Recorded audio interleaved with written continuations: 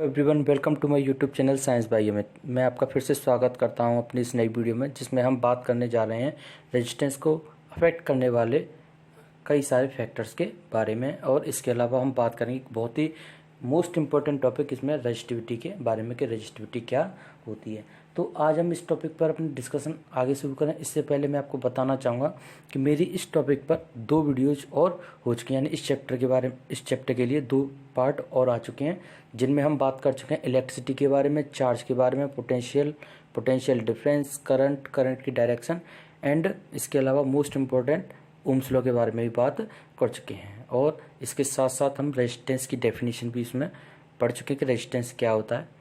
तो अगर आप इस टॉपिक को यानी रेजिस्टेंस को अफेक्ट करने वाले फैक्टर्स, रजिस्टिविटी, इस टॉपिक को अगर आप अच्छी तरह से समझना चाहते हैं तो आप मेरी उन 2 प्रीवियस वीडियोज़ को ज़रूर देखें। इससे आपको पिछले कॉन्सेप्ट समझ में आएंगे, तब जाके आप इस वीडियो को अच्छी तरह से समझ सकते हैं।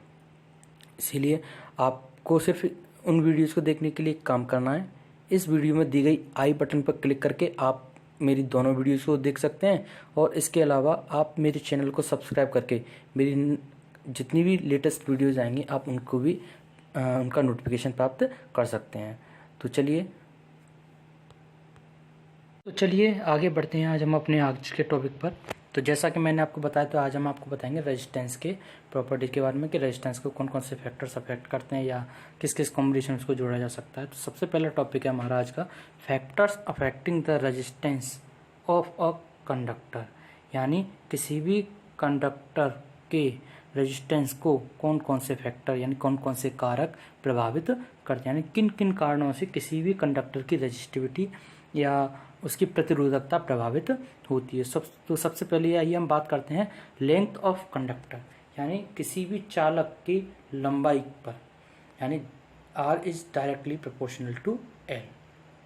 देखिए, किसी भी कंडक्टर की लेंथ जितनी ज़्यादा होगी उसकी रेजिस्टिविटी या उसके लिए रेजिस्टेंस की वैल्यू उतनी ही ज़्यादा होगी। यानी किसी भी वायर के लिए अगर आप लेंथ को इंक्रीज कर देते हैं तो रेजिस्टेंस इंक्रीज हो जाएगा, एंड लेंथ को डिक्रीज करने पर या लेंथ को कम करने पर किसी भी कंडक्टर की उसकी रेजिस्टेंस भी कम हो जाएगी। यानी सीधा सीधा कनेक्शन है, अगर लेंथ बढ़ेगी रेजिस्टेंस बढ़ेगा, एंड लेंथ घटेगी तो रेजिस्टेंस भी कम हो जाएगा। एंड दूसरा फैक्टर है कि effect of area of cross section of the conductor, यानी किसी भी कंडक्टर के क्रॉस सेक्शन एरिया का किसी भी कंडक्टर की रेजिस्टेंस पर क्या इफेक्ट पड़ता है। तो देखिए, अगर मैं क्रॉस सेक्शन एरिया की बात करूं तो cross section area is inversely proportional to resistance, यानी ये दोनों एक दूसरे के इन्वर्स होते हैं। अगर एरिया किसी भी कंडक्टर का क्रॉस सेक्शन एरिया अगर ज़्यादा होगा तो रेजिस्टेंस उसका कम, और अगर एरिया क्रॉस सेक्शन एरिया कम होगा तो रेजिस्टेंस उसका ज़्यादा होगा। यानी अगर क्रॉस सेक्शन एरिया को बढ़ा दिया जाए रेजिस्टेंस कम हो जाएगा, और क्रॉस सेक्शन एरिया को घटा दिया जाए तो रेजिस्टेंस कम हो जाएगा। इसीलिए जितने भी थिक वायर्स होते हैं उनकी रेजिस्टिविटी कम होती है, एंड जितने भी स्लिम वायर्स होते हैं, पतले वायर्स होते हैं, उनकी रेजिस्टिविटी ज़्यादा होती है। थर्ड पॉइंट की बात करें तो effect of nature of material of the conductor, यानी किसी भी कंडक्टर के मटेरियल का उसके रेजिस्टेंस पर क्या इफेक्ट पड़ता है। तो देखिए, जैसा कंडक्टर का नेचर होगा वैसी ही उसकी रेजिस्टिविटी होगी। यानी अलग अलग मटेरियल के बने हुए कंडक्टर्स की रेजिस्टिविटी अलग अलग होती है। जैसा कि अगर मैं एग्जांपल के बारे में बात करूं तो कॉपर वायर के जो होता है उसकी रेजिस्टिविटी या उसका जो रेजिस्टेंस होता है वो काफ़ी लो होता है कंपेयर टू नाइक्रोम वायर्स। यानी अगर नाइक्रोम वायर्स के कंपैरिजन में अगर मैं कॉपर वायर के रेजिस्टेंस की बात करूं तो 60 टाइम्स रेजिस्टेंस जो होता है कॉपर वायर का वो नाइक्रोम वायर की तुलना में कम होता है। यानी जितना करंट को नाइक्रोम वायर फ्लो करने देगा उससे 60 टाइम ज़्यादा कॉपर वायर में से इलेक्ट्रिसिटी फ्लो हो सकती है, करंट फ्लो हो सकता है। अगर मैं इसके फोर्थ पॉइंट की बात करूं कि किसी भी कंडक्टर पर के रेजिस्टेंस पर किस चीज़ का और इफेक्ट पड़ता है, तो फोर्थ पॉइंट पर आता है इसका टेम्परेचर। यानी किसी भी चीज़ का कंडक्टर का जो टेम्परेचर होता है या उसका टेम्परेचर इंक्रीज करने पर या डिक्रीज करने पर उस पर क्या इम्पैक्ट पड़ता है, इस चीज़ के बारे में आइए देखते हैं। तो किसी भी कंडक्टर में टेम्परेचर को इंक्रीज करने पर उसका रेजिस्टेंस बढ़ जाता है और टेम्परेचर को डिक्रीज करने पर रेजिस्टेंस घट जाता है। ऐसा क्यों होता है? देखिए, किसी भी कंडक्टर में टेम्परेचर को बढ़ाने पर उसमें काइनेटिक एनर्जी, क्योंकि टेम्परेचर ज़्यादा होने पर जो चार्ज पार्टिकल्स होते हैं वो फास्ट मूव करने लगते हैं। क्यों? क्योंकि उनकी काइनेटिक एनर्जी काफ़ी ज़्यादा हो जाती है टेम्परेचर मिलने पर। तो जब काइनेटिक एनर्जी ज़्यादा हो जाती है तो वो बहुत फास्ट मूव करने लगते हैं। इससे वो उनकी जो कॉलिजन होता है, उनकी टक्कर जो होती है वो आपस में बढ़ जाती है, और टक्कर होने से का मतलब है करंट के फ्लो में ऑब्स्ट्रक्शन आ जाता है, यानी उसमें कहते हैं उसका अपोज होना शुरू हो जाता है। तो इसका मतलब क्या हुआ कि इसकी रेजिस्टिविटी या रेजिस्टेंस उसका बढ़ गया, और टेम्परेचर के घटाने पर काइनेटिक एनर्जी लो हो जाएगी। जब काइनेटिक एनर्जी लो हो जाएगी तो इलेक्ट्रॉन्स या कोई भी चार्ज पार्टिकल है वो स्लो मूव करने लगेगा, और स्लो मूव करने की वजह से जो उसकी रेजिस्टिविटी है वो काफ़ी कम हो जाएगी, क्योंकि स्लो मूव करने से उनके बीच में कोलिजन कम होगा। जब कोलिजन कम होगा तो वो करंट का रेजिस्ट कम करेंगे। देखिए, इसमें आगे बात करते हैं। तो जैसा कि हमने पढ़ा था कि किसी भी कंडक्टर का टेम्परेचर बढ़ाने पर उसका रेजिस्टेंस बढ़ जाता है, किसी भी कंडक्टर का टेम्परेचर घटाने पर उसका रेजिस्टेंस घट जाता है। ये हम बात कर रहे थे कंडक्टर के लिए, जिसमें मोस्टली आपके मेटल्स आते हैं। लेकिन अगर मैं कंडक्टर में कुछ एलॉयज़ की बात करूँ तो कुछ एलॉय जो होते हैं, एलॉयज़ क्या होता है? एलॉयज़ जो होता है वो मेटल्स का मिक्सचर होता है, यानी दो या दो से ज़्यादा मेटल्स को जब मिलाया जाता है, मिक्स किया जाता है, तो जो हमारा सब कंपाउंड बनता है वो हमारा एलॉय कहलाता है। तो जब एलॉय के बारे में बात करें तो एलॉय भी कंडक्टर होते हैं, लेकिन ये जो होते हैं वो टेम्परेचर्स पर इन पर टेम्परेचर का कोई भी इफेक्ट नहीं होता, यानी ये टेम्परेचर से अनअफेक्ट रहते हैं। जैसे कि अगर कुछ एलॉयज़ की बात करूँ तो कॉन्स्टेंटन रहा, नाइक्रम रहा, बहुत सारे एलॉय जो हैं जो टेम्परेचर से अनअफेक्ट रहते हैं। देखिए, बार बार हम रेजिस्टेंस के लिए एक टर्म यूज कर रहे हैं, रेजिस्टिविटी। बार बार रेजिस्टिविटी उसकी बढ़ जाती है तो रेजिस्टेंस बढ़ जाएगा। क्यों? क्योंकि रेजिस्टिविटी जो डिपेंड करती है, रेजिस्टेंस जो डिपेंड करता है, सॉरी, वो डिपेंड करता है किसी भी कंडक्टर की रेजिस्टिविटी पर। यानी रेजिस्टिविटी क्या होती है कि किसी भी कंडक्टर की करंट को अपोज करने की जो कैपेसिटी होती है वही उसकी रेजिस्टिविटी कहलाती है। देखिए, इसकी डेफिनेशन कोई पर्टिकुलर डेफिनेशन तो नहीं, लेकिन हम रेजिस्टिविटी के बारे में यही कह सकते हैं कि रेजिस्टिविटी किसी भी कंडक्टर की वो प्रॉपर्टी होती है जो करंट के फ्लो में जो अपोज करने की वो कैपेसिटी होती है कंडक्टर के अंदर, तो वही उसकी रेजिस्टिविटी कहलाती है। तो अगर हम रेजिस्टिविटी के लिए बात करें तो जैसा कि हमने अभी पढ़ा था कि रेजिस्टेंस डिपेंड करता है लेंथ पर, डायरेक्टली प्रोपोर्शनल होता है इसके, और इन्वर्सली प्रोपोर्शनल होता है इसके क्रॉस सेक्शन एरिया पर। अगर हम इन दोनों इक्वेशन को, अगर R is directly proportional to L, इसको इक्वेशन 1 माना, और अगर R is inversely proportional to cross section area, इसको अगर इक्वेशन 2 माना, तो दोनों इक्वेशन को कंबाइन करने पर एक हमें नई इक्वेशन मिलती है, R is directly proportional to L upon A. अगर हम डायरेक्टली प्रोपोर्शनल के साइन को हटाएं तो हमारा एक कांस्टेंट टर्म आता है जिसको हम बोलते हैं रेजिस्टिविटी। यानी ये रेजिस्टिविटी वो कांस्टेंट टर्म होता है जिसके इंक्रीज होने पर रेजिस्टेंस बढ़ता है और जिसके डिक्रीज होने पर रेजिस्टेंस घटता है। तो इससे पता चलता है कि अगर जितना जो हमारा रेजिस्टेंस होता है वो हमारे रेजिस्टिविटी पर डिपेंड करता है, यानी जितनी कैपेसिटी उसका रेजिस्टेंस यानी करंट का फ्लो अपोज करने की जो कैपेसिटी थी वो डिपेंड करती है रेजिस्टिविटी पर ही। तो कॉमन टर्म में हम कह सकते हैं रेजिस्टिविटी ही वो टर्म होती है जो किसी भी कंडक्टर में करंट को अपोज करती है। तो देखिए, हम कह सकते हैं कि अगर किसी भी कंडक्टर में जिसका क्रॉस सेक्शन एरिया ए, इसकी लेंथ एल है, तो और इसका जो रेजिस्टेंस है वो अगर आर है, तो इसकी रेजिस्टिविटी रो होगी। यानी रो आर बराबर होता है हमारा रो एल अपॉन ए, जैसा कि हम पहले भी ड्राइव कर चुके। R is directly proportional to L and R is inversely proportional to cross section area. तो फॉर्मूला जो बनता है वो बनता है आर बराबर रो एल अपॉन ए। तो देखिए, जैसा कि हम पढ़ चुके हैं, आर बराबर रो एल अपॉन ए होता है, जहाँ पर रो होता है रेजिस्टिविटी, ए बराबर एरिया एंड आर बराबर रेजिस्टेंस। तो अगर हम रो के लिए बात करें कि रो का क्या फॉर्मूला होता है, तो रो बराबर हो जाएगा हमारा R into A upon L. अगर हम रो की डेफिनेशन की बात करें तो अगर रेजिस्टेंस हम 1 ओम लेते हैं, क्रॉस सेक्शन एरिया अगर किसी भी कंडक्टर का 1 मीटर स्क्वायर एंड अगर उसकी लेंथ 1 मीटर लेते हैं तो रो के फॉर्मूले से जैसा कि दिया गया रो बराबर R into A upon L. तो इस फॉर्मूले हम सारी वैल्यूज को रखते हैं तो रो बराबर हो जाएगा 1 ohm into 1 metre square upon 1 M.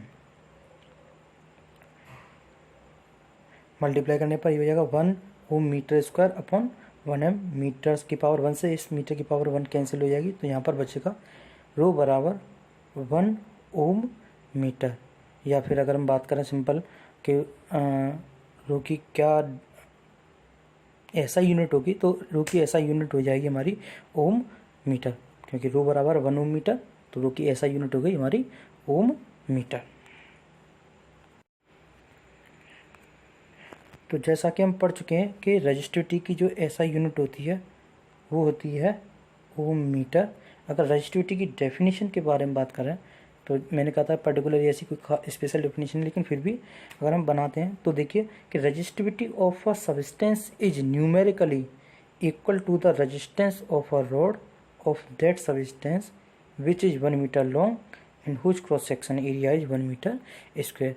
यानी ये कहता है कि किसी भी सब्सटेंस का की जो रजिस्टिविटी होती है वो न्यूमेरिकल इक्वल होती है, यानी न्यूमेरिकल में किसके बराबर होती है, उस रजिस्टेंस के बराबर होती है जिसमें किसी रॉड की लंबाई 1 मीटर हो और उसका cross section area 1 metre square हो।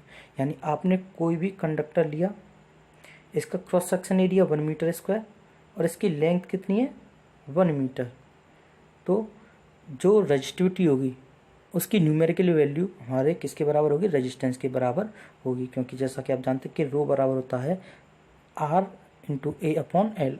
ए आपने cross section area 1 metre square ले रखा है, लेंथ आपने 1 मीटर, तो रो बराबर होता है आर इंटू 1 अपॉन 1, यानी रो इक्वल टू आर। यानी इसकी न्यूमेरिकल वैल्यू जो आती है वो इक्वल टू आएगी उस कंडक्टर के रेजिस्टेंस के इक्वल। यानी किसी भी कंडक्टर के रजिस्टिविटी की बात करें तो न्यूमेरिकल वैल्यू में 1 metre square cross section area के 1 मीटर लेंथ वाले कंडक्टर के रेजिस्टेंस के बराबर होती है। या किसी भी कंडक्टर के अगर रेजिस्टेंस की बात करें जिसका cross section area 1 metre square हो और लेंथ भी 1 मीटर हो तो उसका जो रेजिस्टेंस होगा वो उस कंडक्टर के रेजिस्टिविटी के इक्वल होगा। दोनों ही तरह से हम इसको डिफाइन कर सकते हैं। तो देखिए हमने ये तो पढ़ा है कि रेजिस्टिविटी किस किस फैक्टर पर है, या रेजिस्टेंस के बारे में सॉरी पढ़ रखा है कि हमने रेजिस्टेंस किस किस फैक्टर पर डिपेंड करता है। तो रेजिस्टेंस के लिए तो हमने बता दिया कि रेजिस्टेंस डिपेंड करता है उसके कंडक्टर के लेंथ पर एंड उस कंडक्टर की क्रॉस सेक्शन एरिया पर। इसके अलावा उसके मटेरियल पर, किस मटेरियल का बना हुआ और उस लास्ट के उसके किसी भी कंडक्टर में टेम्परेचर को इंक्रीज किया जाए या डिक्रीज किया जाए उस पर।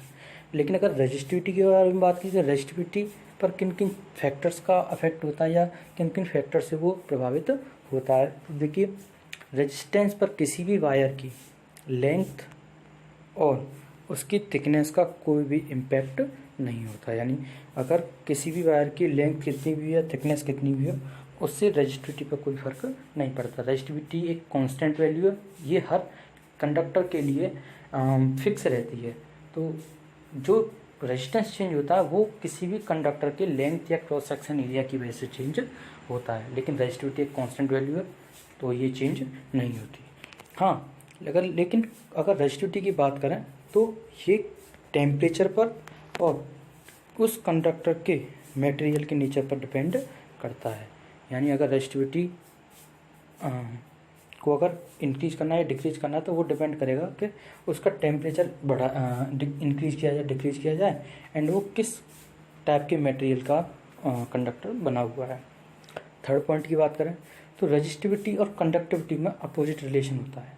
क्यों? देखिए मैंने आपसे कहा था कि रेजिस्टेंस डिपेंड करता है रेजिस्टिविटी पर, यानी जो रेजिस्टिविटी कांस्टेंट होती है उन्हीं को तो, बट उस किसी भी कंडक्टर में रेजिस्टेंस जो होता है वो उस कंडक्टर की रेजिस्टिविटी के कारण होता है। तो रेजिस्टेंस का काम है करंट के फ्लो को ऑब्स्ट्रक्ट करना, उसको रोकना, फ्लो में अपोज करना उसका। तो रजिस्टिविटी भी क्या काम करेगी, उसके करंट के फ्लो को रोकने की कोशिश करेगी। इसका मतलब उस कंडक्टर की कंडक्टिविटी को कम करने की कोशिश करेगी। कैसे कि अगर रजिस्टिविटी को इंक्रीज कर दिया जाए तो उस कंडक्टर की कंडक्टिविटी डिक्रीज हो जाएगी। यानी अगर रजिस्टिविटी ज़्यादा होगी तो उस कंडक्टर जिस में से हम करंट को फ्लो कराना चाहते हैं उसमें से करंट कम फ्लो का, यानी वो करंट को ज़्यादा कंडक्ट नहीं करेगा। लेकिन अगर उस कंडक्टर की रजिस्टिविटी, किसी ऐसे कंडक्टर को लिया जाए जिसकी रजिस्टिविटी कम हो, तो उस कंडक्टर की कंडक्टिविटी बहुत ज़्यादा होती है। जितनी रजिस्टिविटी कम होगी उतनी कंडक्टिविटी ज़्यादा होती है।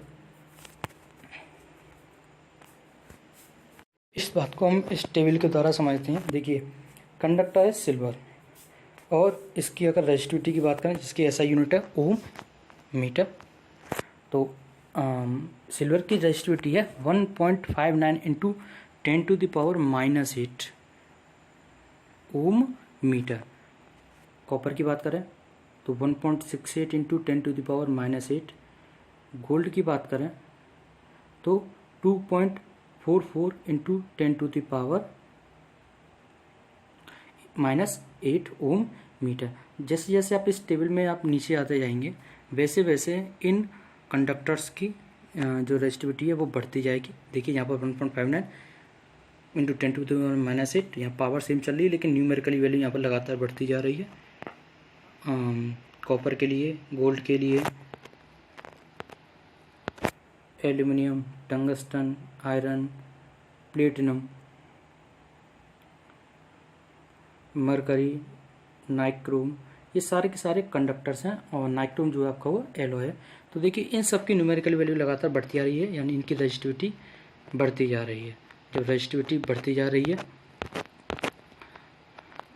तो इनकी रजिस्टिविटी बढ़ने की वजह से इनकी कंडक्टिविटी लगातार क्या होती जाएगी, कम होती जाएगी। तो सबसे कम रजिस्टिविटी है सिल्वर की। तो जब सिल्वर की रजिस्टिविटी सबसे कम है तो इसकी कंडक्टिविटी सबसे ज़्यादा होगी। और अगर मैं कंडक्टर्स में बात करूं नाइक्रोम की, तो नाइक्रोम एक एलो है लेकिन इसकी रजिस्टिविटी है वो काफ़ी ज़्यादा है, 100 इंटू 10⁻⁻8 ओम मीटर। इसकी रजिस्टिविटी सबसे ज़्यादा है, तो इसका मतलब कंडक्टर्स में इसकी कंडक्टिविटी सबसे कम होगी। अगर बात करें सेमीकंडक्टर्स के बारे में, सॉरी इससे पहले मैं आपको एक बात बताना चाहूँगा। इसीलिए जो सबसे अच्छा वायर किसी भी घरों में या फिर कहीं भी इलेक्ट्रिसिटी अगर आपको ट्रांसमिट करनी है, अगर इलेक्ट्रिसिटी आपको पहुंचानी है, तो उसके लिए सबसे अच्छा जो मेटल होगा या आपका जो सबसे अच्छा सब्सटेंस होगा वो सिल्वर होगा, जिसकी रजिस्टिविटी सबसे कम होती है लेकिन और कंडक्टिविटी सबसे ज़्यादा।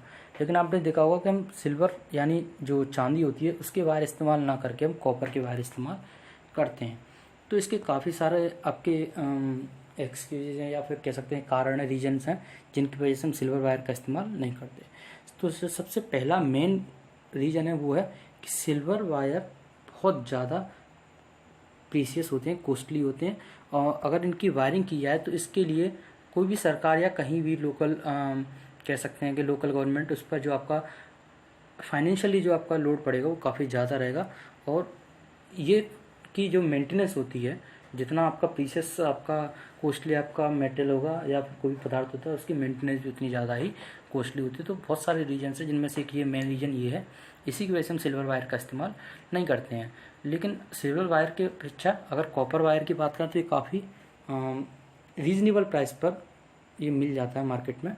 और इसको आसानी से कहीं भी हम अगर कोई वायरिंग में कोई प्रॉब्लम हो जाती है कहीं भी किसी भी रीजन से, तो इनको आसानी से प्राप्त कहीं भी किसी भी मार्केट से प्राप्त किया जा सकता है। इसको करेक्ट में इसका सॉल्व, इस प्रॉब्लम को सॉल्व किया जा सकता है, जो कि सिल्वर के केस में पॉसिबल नहीं कि हर जगह पर सिल्वर मेटल अवेलेबल नहीं होता।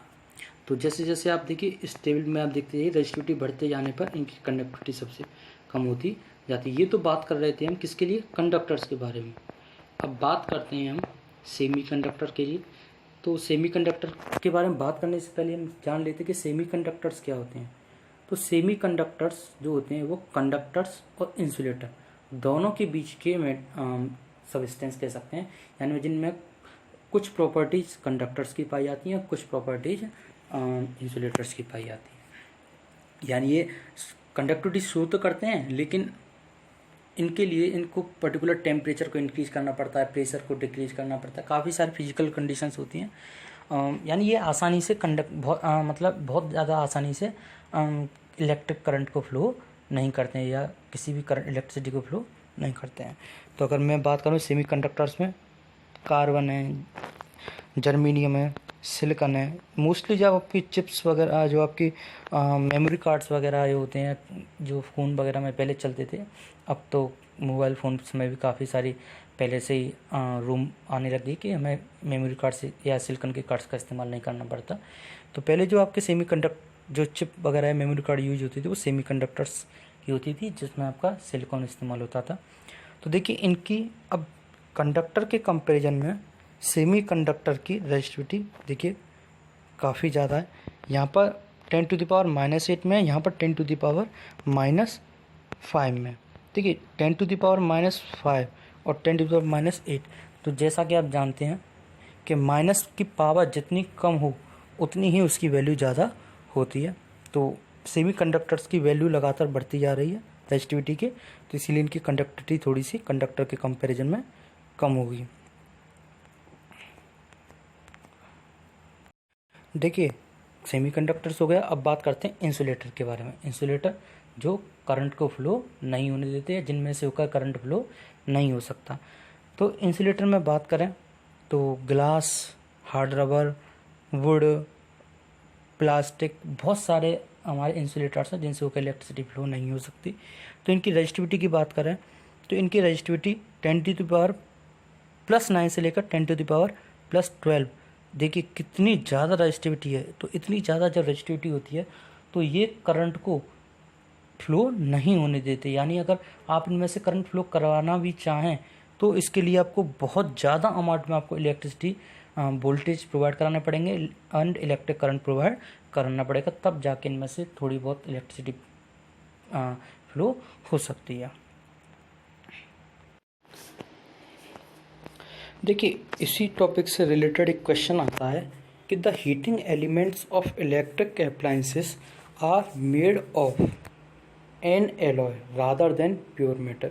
यानी किसी भी अप्लायंसेस में, इलेक्ट्रिकल अप्लायंसेस जो होते हैं हमारे मोस्टली, उनमें हीटिंग एलिमेंट के लिए मेटल की तुलना में, प्योर मेटल की तुलना में, जैसे कॉपर, एल्युमिनियम, बहुत सारे मेटल्स हैं, इनके कंपैरिजन में हम एलॉयज़ का इस्तेमाल क्यों करते हैं। देखिए अभी आपको थोड़ी देर पहले हमने बताया था कि अगर इसके आंसर के लिए बात करें कि किसी भी एलॉय की रेजिस्टिविटी मेटल के कंपैरिजन में, या कंडक्टर के कंपैरिजन में काफ़ी ज़्यादा होती है। रेजिस्टिविटी ज़्यादा होने का मतलब है कि इनके लिए जो मेल्टिंग पॉइंट होता है, एक बात ध्यान रखना, किसी भी कंडक्टर का या किसी भी सब्सटेंस का रेजिस्टिविटी जितनी ज़्यादा होगी उसका मेल्टिंग पॉइंट उतना ही हाई होगा। यानी रेजिस्टिविटी हाई होने का मतलब है, ज़्यादा होने का मतलब वो बहुत ज़्यादा टेम्परेचर तक रेजिस्टेंस मतलब गर्म हो सकता है, क्योंकि जितना ज़्यादा गर्म हो उतना ही उसकी रेजिस्टिविटी भी ज़्यादा होगी। तो एलॉयज़ की जो रेजिस्टिविटी होती है उनकी बहुत ज़्यादा होती है, इसी कारण इनका मेल्टिंग पॉइंट बहुत ज़्यादा हाई होता है। और मेटल की रेजिस्टिविटी काफ़ी कम होती है कंपैरेटिवली टू एलॉय। तो जब रेजिस्टिविटी एलॉय की ज़्यादा है तो उनका मेल्टिंग पॉइंट भी बहुत ज़्यादा हाई होता है, और मेटल की रेजिस्टिविटी काफ़ी कम है, इसीलिए उनका टेम्परेचर यानी जो मेल्टिंग पॉइंट होता है वो भी काफ़ी लो होता है। इसका मतलब जब हम इलेक्ट्रिकल अप्लायंसेस में मेटल का अगर यूज करते हैं तो वो बहुत ज़्यादा पॉइंट तक, यानी अगर उसमें टेम्परेचर उसका एक सर्टेन पॉइंट पर पहुंच जाता है जो कि ज़्यादा नहीं होगा, तो वो जो कॉइल है मेटल की वो ईजिली क्या हो जाएगी, मेल्ट हो जाएगी, और जो हमारा इलेक्ट्रिकल अप्लायंसेस है वो हमारे ख़राब हो जाएंगे। लेकिन एलॉय की कॉइल इस्तेमाल करने का या हीटिंग एलिमेंट के रूप में एलॉय इस्तेमाल करने पर उसकी रेजिस्टिविटी काफ़ी ज़्यादा होती है। जब रेजिस्टिविटी ज़्यादा है तो उसका मेल्टिंग पॉइंट बहुत हाई होता है, यानी वो काफ़ी हद तक अगर गर्म हो भी जाता है तो उस एलॉय की कॉइल पर कोई इम्पैक्ट यानी प्रभाव नहीं पड़ेगा। तो देखिए रीजन में दिया, because resistivity of alloy is higher than pure metal. Second, जो इसका एक इम्पॉर्टेंट रीजन है ये भी है कि an alloy does not undergo oxidation और burn easily even at high temperature. क्योंकि अगर इनका टेम्परेचर हाई भी हो जाता है एलॉय का, तो इनमें एक ऑक्सीडेशन की प्रोसेस नहीं होती। ऑक्सीडेशन की प्रोसेस का मतलब है वो बर्न नहीं होते। आप ये केमिस्ट्री में पढ़ोगे कि किसी भी चीज़ को बर्न होने के लिए ऑक्सीजन की ज़रूरत होती है, और ऑक्सीजन की प्रोसेस यानी जो केमिकल रिएक्शन ऑक्सीजन की प्रेजेंस में होती है उस रिएक्शन को हम ऑक्सीडेशन कहते हैं। तो हाई टेम्परेचर पर भी एलॉय ऑक्सीडेशन की प्रोसेस नहीं करते, यानी जलते नहीं है, और जो मेटल है वो लो टेम्परेचर पर ही ऑक्सीडेशन की प्रोसेस करते हैं, यानी वो आसानी से जल जाते हैं। यही कारण है कि हम किसी भी इलेक्ट्रिकल अप्लायंसेस में हीट एलिमेंट के तौर पर या उसके हीट एलिमेंट के लिए हम प्योर मेटल की जगह पर एलॉयज़ का इस्तेमाल करते हैं। तो आज के लिए बस इतना ही। अगर आपको ये वीडियो पसंद आई हो तो आप इस वीडियो को लाइक कीजिए, शेयर कीजिए एंड चैनल को सब्सक्राइब करना बिल्कुल मत भूलिए। Thank you everyone.